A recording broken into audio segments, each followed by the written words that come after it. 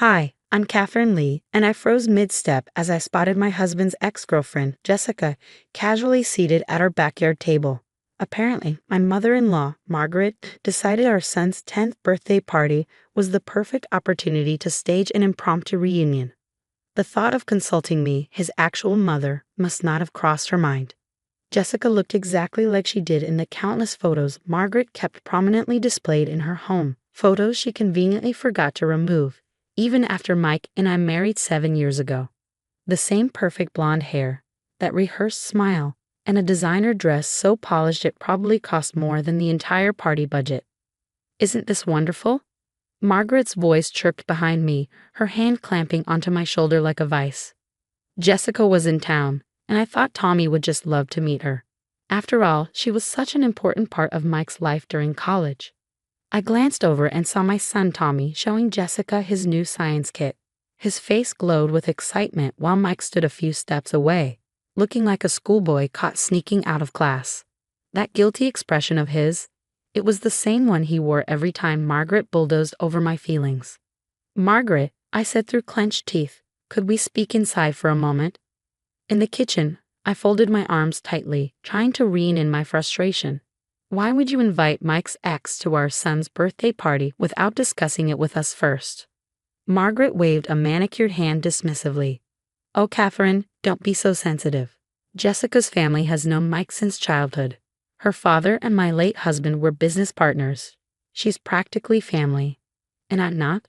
The words slipped out before I could stop them. Margaret tilted her head, her pearls glinting under the light. While she sniffed, "Jessica just understands us, our traditions, our world. She grew up in it. You're different, dear." Different. The polite way to say I wasn't good enough. The woman from a modest background who, in Margaret's eyes, had derailed her son's perfect future. Through the window, I saw Jessica laugh at something Mike said, her hand brushing his arm with a casual familiarity. Meanwhile, Tommy eagerly showed her his birthday presents, and she nodded with exaggerated interest, playing the role of the doting almost stepmother. Besides, Margaret continued, Tommy should know about his father's past. Jessica was going to be his mother, after all, before you came along. The room spun slightly. "What do you mean, was going to be his mother?" Margaret's eyes widened in mock surprise. "Oh dear, didn't Mike tell you? He and Jessica were briefly engaged before you. They had it all planned, the house, the future, even their children's names. Why, Tommy was Jessica's choice. She's always adored that name.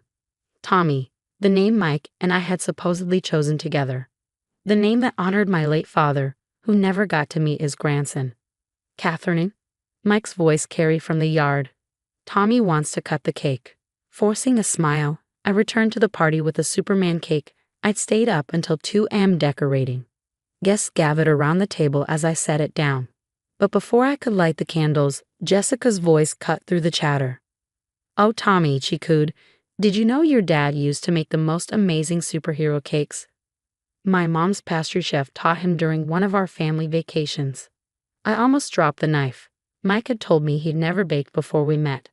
"Mom," Tommy tugged at my sleeve, his wide eyes full of hope. "Can Jessica come to my next birthday too? She promised to tell me more stories about when Dad was younger." Margaret beamed across the table, the picture of triumph. "What a splendid idea. Family should stick together, don't you think, Catherine?" I stood there, cake knife in hand, as cracks began to form in the carefully built world I thought was mine. This wasn't just about a surprise guest anymore. This was about my place in my own family's story, and apparently, I'd been cast in a much smaller role than I'd imagined. What I didn't realize at the time was that this birthday party was just the opening act in Margaret's plan to rewrite our family's future. The week after Tommy's birthday felt like sinking into quicksand. Each morning, I'd wait to find new photos on Margaret's Facebook page, carefully curated shots of Jessica with Tommy, Jessica with Mike, all captioned with gems like family memories, #birthday fun, #family first. Conveniently, I wasn't in any of them. But it was the text messages that really got under my skin. "Tommy had such a wonderful time with Jessica," Margaret wrote. "She's offered to help with his science fair project. Isn't that thoughtful? After all, with her PhD in chemistry, she's much more qualified than Well, I set my phone down at my desk during lunch break, my appetite gone. A knock at my classroom door startled me. Mrs. Lee. It was Sarah, the mother of Tommy's best friend. Her expression made my stomach drop. I wasn't sure if I should say anything, Sarah began, closing the door behind her. But yesterday at soccer practice, your mother-in-law was there, with another woman. They were talking to the other parents about Tommy's real family background. My throat tightened. What did they say? Sarah hesitated, glancing at the floor. Margaret was showing old photos, saying Jessica comes from this prestigious family and how she and Mike were meant to be together, until you came between them. I clenched the edge of my desk. Anything else? She sighed. She mentioned custody arrangements, something about how, since Jessica picked Tommy's name and has a deep history with Mike, she might have a case for visitation rights. Custody arrangements? The room tilted, and I gripped my desk harder. That evening, I confronted Mike in the kitchen. He was cooking, something he'd started doing ever since Jessica casually mentioned her culinary skills at the party. Did you know your mother's spreading rumors about custody rights? I asked, my voice strained. Mike froze mid-stir, the spoon clattering against the pan. She's what? Apparently, she and Jessica told parents at soccer practice about legal arrangements. Care to explain? He ran a hand through his hair, a dead giveaway of his nerves. Look, Mom's just having a hard time letting go. Jessica was around for a long time, and what about the engagement? I cut him off. Were you ever going to tell me about that? The silence was deafening. It wasn't serious, he mumbled at last. We were young. Not serious. You planned our son's name with her. That's not fair, he said quickly. Yes, Jessica liked the name Tommy, but I chose it with you because of your dad. It wasn't about her. Then why is she suddenly everywhere? Soccer practice, school events, Margaret's practically running a PR campaign for your ex-girlfriend. Mike set down the spatula, his face pale. Maybe we should invite them both over for dinner? Clear the air. I stared at him in disbelief. Dinner? Your mother invited your ex to our son's birthday without telling me, is spreading rumors about custody rights, and your solution is dinner. They're not rumors if there's some truth to them, came a voice from the doorway. We both turned to see Margaret standing there, house key in hand, the emergency key we'd given her for actual emergencies. What are you doing here? I demanded. Margaret strode in, placing a manila envelope on the counter. Jessica's family lawyer drew these up. Given her history with Mike and her connection to Tommy's name, he thinks she might have a case for visitation rights. Mike looked like he'd been hit by a truck. Mom, that's insane. Jessica has no legal rights to Tommy. Margaret's smile was razor sharp. Not yet. But considering your hasty marriage to Catherine and Jessica's long-standing place in the family, the courts might see it differently.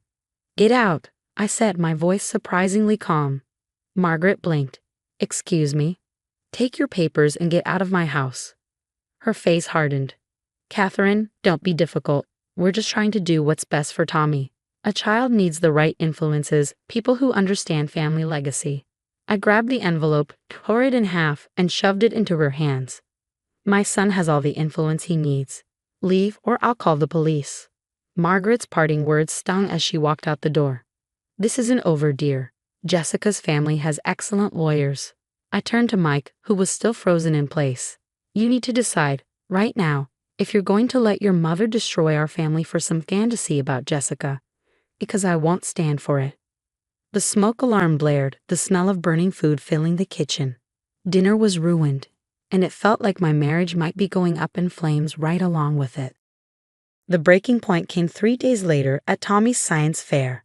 I'd taken the afternoon off from teaching to help set up his volcano project, the one we'd spent weeks perfecting together.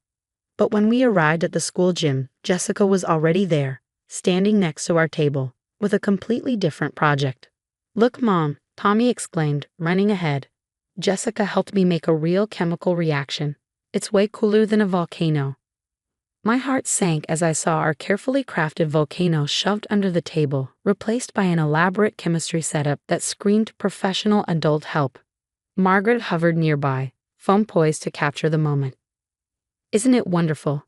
She beamed.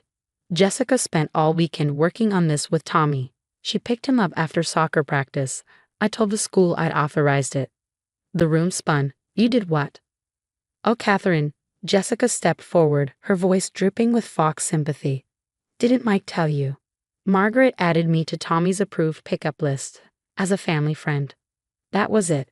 Something inside me snapped. I pulled out my phone and dialed a number I should have called weeks ago. Sarah, remember that lawyer friend you mentioned? The one who specializes in family law? I need her number. Now. The next morning, Mike woke to divorce papers on his bedside table. What is this? He asked, his face pale. A choice.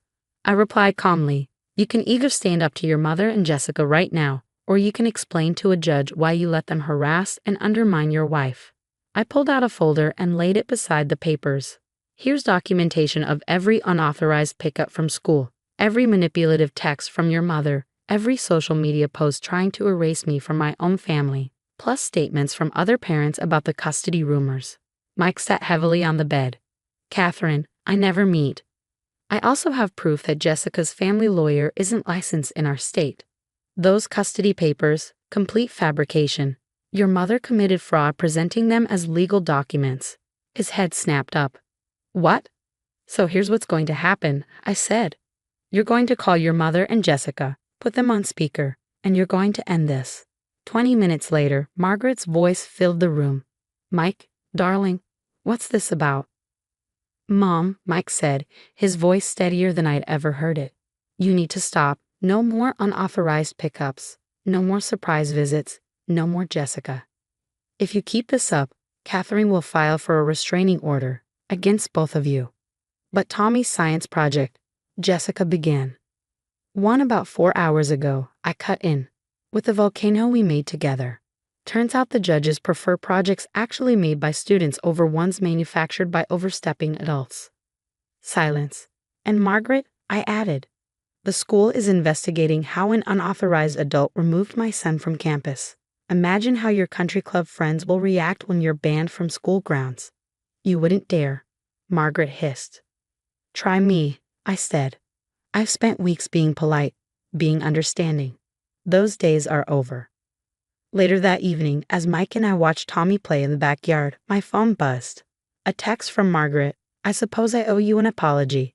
No, I replied. You owe Tommy an apology for dragging him into adult drama, confusing him about his family, and putting your own wants above his needs. Her response came quickly. You're right. I'm sorry. It wasn't perfect, but it was a start. 2 weeks later, we celebrated Tommy's science fair win with a small family dinner. No surprise guests, no hidden agendas, just us. Mom, Tommy asked as I served dessert, can you teach me how to make a chocolate volcano cake next time? I caught Mike's smile across the table, a real one, not the strained, nervous ones he'd been wearing lately. Of course, sweetie, I said. Some traditions are worth keeping in the family. As I looked around the table, I realized something important. Sometimes protecting your family means being willing to fight for it, even if that means standing up to the people who think they're fighting for it too.